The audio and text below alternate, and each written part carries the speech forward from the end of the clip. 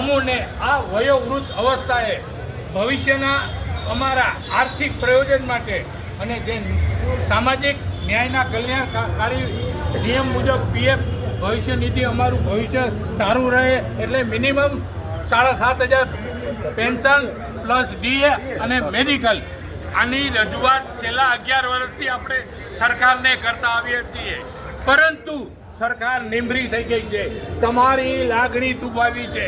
આપણે એને અત્યારે આવેદનપત્ર આપી છીએ કે ભાઈ હજી તમારી પાસે સમય છે, સંસદ ચાલુ છે, એમાં અમારી રજૂઆત કરો. તમે શરમ કરો સરકાર, અમે તમારા મતદાર છીએ અને અમારા સંસદ સભ્યો કોઈ તમારી બીકના હિસાબે બોલી નથી શકતા.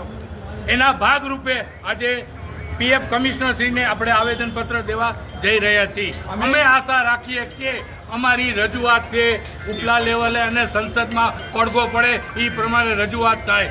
આપ સૌની લાગણી અને આપ સૌની હિંમત અને સંઘની ઓલીને હિસાબે અમે જઈ રહ્યા છીએ.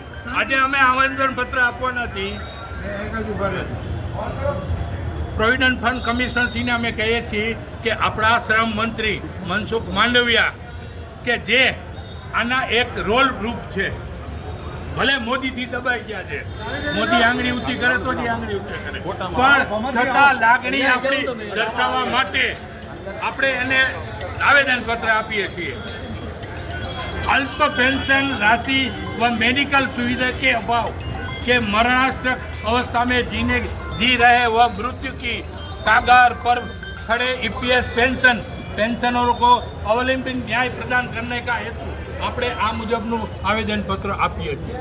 સરકાર આપણાથી બી ગઈ છે. 1995ની સ્કીમ બંધ કરીને 2026 કરી નાખી છે.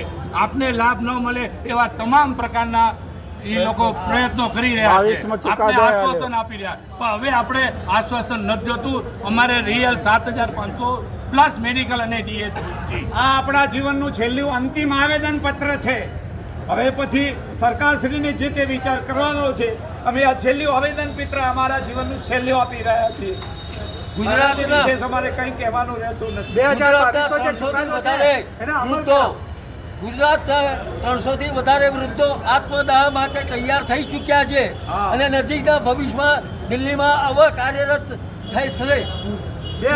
સરકાર હવે તમે જાગો, ગુજરાતની પ્રજાને ભૂખે ન મારો. મોદીજી આપને નમ્ર વિનંતી કે અમારી માંગે પૂરી કરો.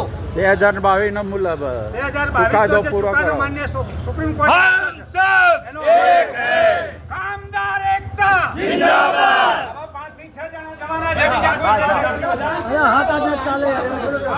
વાતના હાથ લેવા દો ને યાર, કાંઈ બહુ એવું નહીં હોતું.